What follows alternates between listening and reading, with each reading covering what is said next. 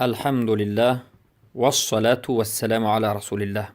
اما بعد، برادر سوال نموده اند که حکم قضای نمازهایی که ترک شده است به ما بیان نمایید.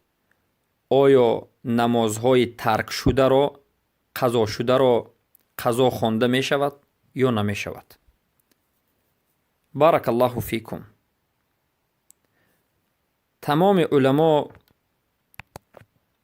اتفاق می کنند و هیچ اختلاف در بین علما نیست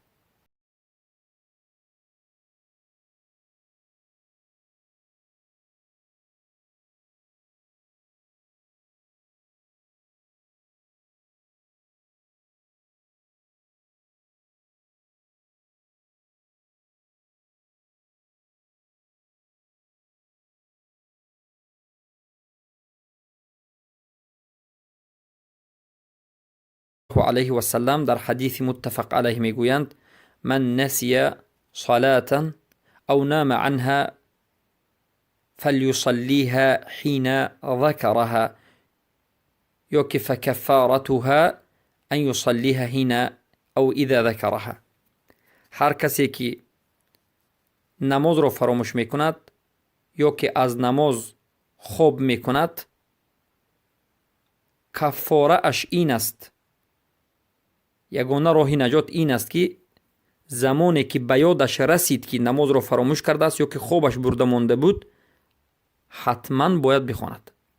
در حالت به یادش رسیدن حتما باید بخواند. این حدیث متفق علیه است، امام بخاری و مسلم روایت کردند. و این چنین در روایت مفردات بخاری آمده است که میگویند، فقط امام بخاری روایت کرده اند: من نسی صلاة فلیصلی اذا ذکرها. هر کسی که نماز را فراموش بکند پس بخواند زمانی که به یادش آمد. لا کفارة لها الا ذلك. هیچ کفاره نیست مگرم انا همین، یعنی خواندن نماز. بارک الله فیکم. این دلالت می کند که انسان اگر به عذر نماز را قضا بکند، فراموش بکند یا که خوابش برد ماند از وقت نماز، خواب کرد، خواب هم البته قصدن نباشد، سبب ها را گرفت، مثلا ساعت را منبه گذاشت تا که به نماز خیزد اما از سبب خستگی خسته نتوانست و غیر ذلك، یا که از سبب کسلی بیهوش شد، یک دو نمازش قضا شد از سبب بیهوشی، وقتی که به هوش آمد باید نمازش را بخواند. و این به اتفاق علما هست و البته به اجماع علما است. بارک الله فیکم. اما علما در حق کسی که نماز را قصدن ترک می کند اختلاف کردند. پس قضای نماز از این گفته معلوم گشت که دو نمود است. دو نمود قضای نماز است. قضا کردن، ترک کردن نماز دو نمود می شود. یک نمودش به عذر، به مانند فراموش کردن و از نماز خواب بردن که حتما باید قضای این نماز را خوانید و این فرض عین است. و نمود دومش به عذر ترک کردن نماز، قصدن ترک کردن نماز. شما فراموش هم نمی کنید، وقتی نماز آمد نمی خوانید، خواب هم از نماز برده نمون، وقتی نماز هست بیدار شرایط هست نمی خوانید. مثل بسیار انسان هایی که خود را مسلمان میگویند نماز نمی خوانند. آیا این نمازش را قضا می خواند وقتی که نماز خوان شد یا نمی خواند؟ علما به دو قول اختلاف کردند. جمهور علما می گویند که به وی واجب است که قضا را خواند و دلیلشون همون دلیل هایی که حدیث پیشتره را ما با شما بیان کردیم، امام بخاری و اینچنین امام بخاری و مسلم روایت کردند. کسی که خوابش برد و فراموش کرد نماز را خواند، همین دلیل رو می آورند، میگن که نمازش رو باید خواند.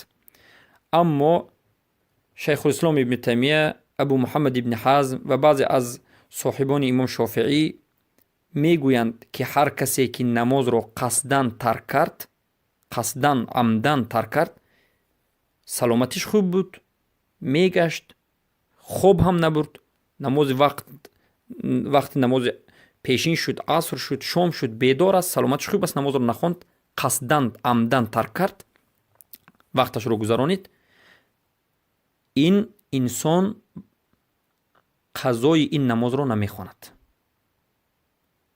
بلکه بجای این چی میکند؟